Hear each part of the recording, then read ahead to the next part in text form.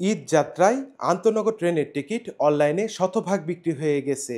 যাত্রীদের ভোগান্তি কমলেও কমিউটার ট্রেনে এখনও চাপ রয়েছে। কমলাপুর রেল স্টেশনে ঘরে ফেরা যাত্রীদের সংখ্যা বেড়েছে, তবে আন্তনগর ট্রেনের তুলনায় কমিউটার ট্রেনে টিকিট পাওয়া চ্যালেঞ্জিং। আলহামদুলিল্লাহ খুবই ভালো লাগছে। ফার্স্টে আমরা টিকিট পাইনি আসলে। কিন্তু তারপর একজন টিকিট ব্যাক করেছিল।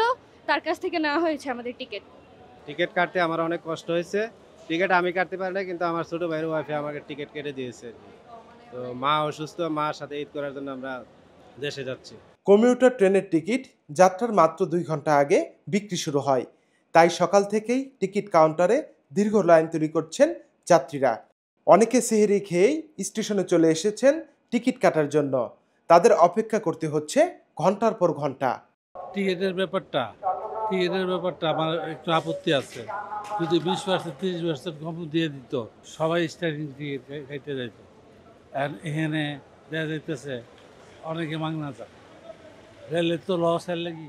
রেলওয়ে কর্তৃপক্ষ জানায়, আন্তনগর ট্রেনের টিকিট আগাম বিক্রি হওয়ায় যাত্রী ভিড় নিয়ন্ত্রণে আছে। ঈদ যাত্রাকে স্বস্তিদায়ক করতে রেলওয়ে অতিরিক্ত ট্রেন চালালেও কমিউটার ট্রেনের যাত্রীদের জন্য আরও সুবিধা বাড়ানোর দাবি উঠেছে। নাফিল লিকসন, দৃষ্টি 24।